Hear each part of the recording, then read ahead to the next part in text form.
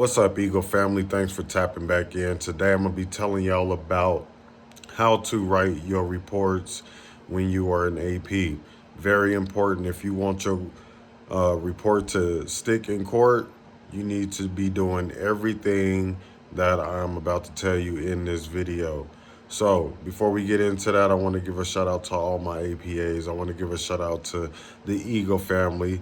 Thank y'all for tapping back in once again. So, let's get into it. When you write your reports after you get done with an apprehension, the first thing you need to have in your reports is all five elements. All five elements need to be in your report: start of observation, selection, concealment, continued observation, and passing all final points of sale.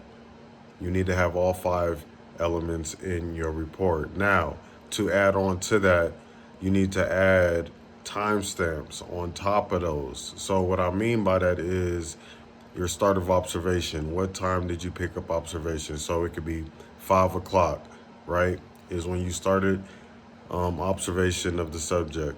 The subject goes into electronics, selects, let's just say a wall charger at 5:10 p.m. Subject leaves electronics, they go into the soft lines department and conceals the merchandise at 5:15 down their pants. Continued observation as they passed all final points of sale at, let's say, 5:20. Timestamps is going to help your report a whole lot more when it gives detailed information like that. At what times they did what. They selected the merchandise at this time, concealed it at this time, walked out at this time. So make sure that you are putting your timestamps on top of when you started observation, selection, concealment, and passing all final points of sale.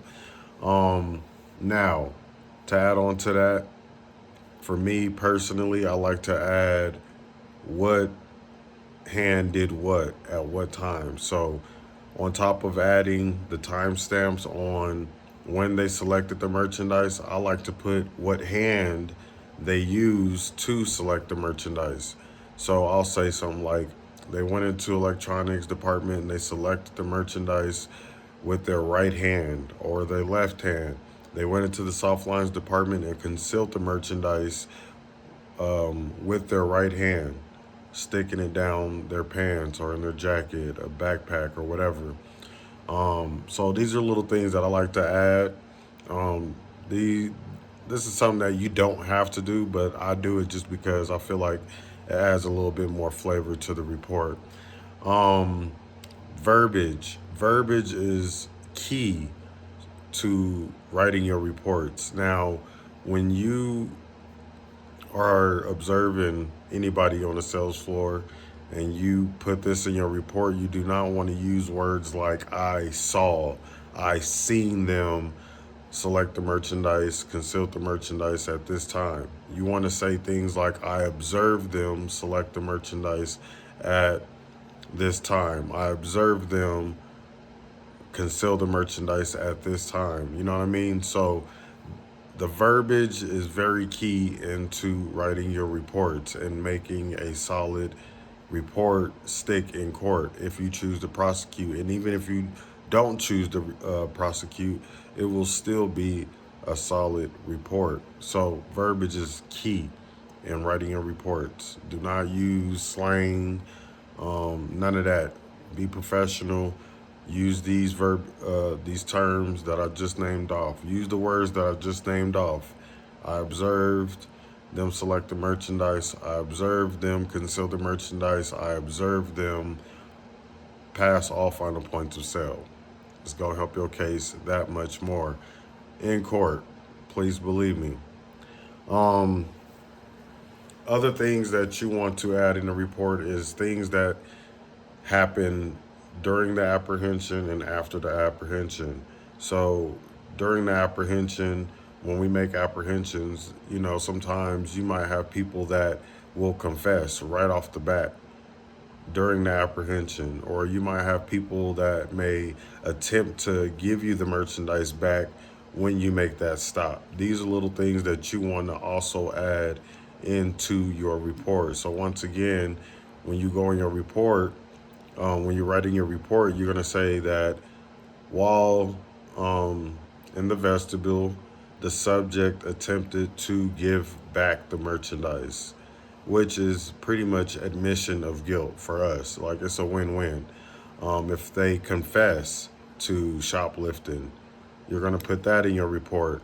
While in the vestibule, the subject confessed to concealing the merchandise and walking out with unpaid for merchandise by stating, not saying, not telling me, stating. They stated that they stole the merchandise because they didn't have enough money, or they stated that they walked out, without paying for the merchandise because they were in a rush. Whatever excuse they give you or reason they give you as to why they walked out with unpaid for merchandise, you put that in the report.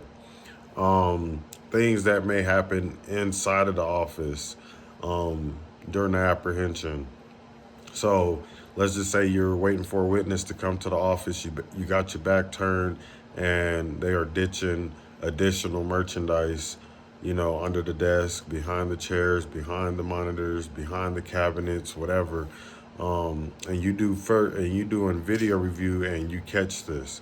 So you'll go back in your report, you'll update it, and you'll say something like, upon further video review, I observed the subject ditching additional merchandise behind the cabinets, under the desk, under the chair, wherever they, choose to ditch the merchandise. But again, make sure that the report is brief. Your report shouldn't sound like somebody's reading a book. Now, you get people that write their reports and they like to add a lot. They came into the store at this time. They went to the bathroom. They came out the bathroom. They went to Starbucks, got them something to drink. They stopped and talked to Associate Margaret for 15 minutes, and then they don't, damn all that.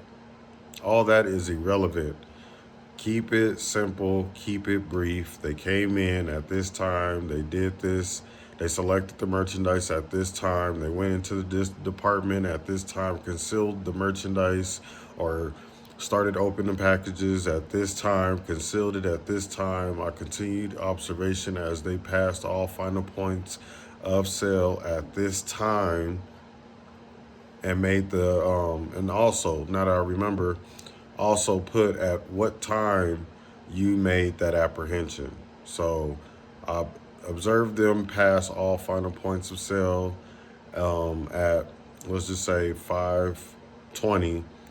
At 5:21, I made the apprehension. You know what I'm saying?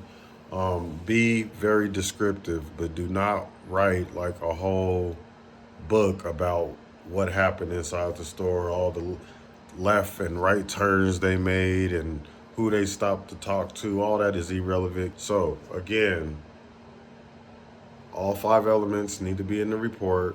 Add your timestamps. Watch your verbiage. Add anything that might happen during the apprehension, and anything that happens after the apprehension, whether they confess or attempt to give the merchandise back. So with that being said, be safe, happy hunting. I thank y'all for tapping in. Stand your ground, watch your surroundings, be alert at all times. It's your boy, Eagle Eye Miller. Till next time, raw and unscripted.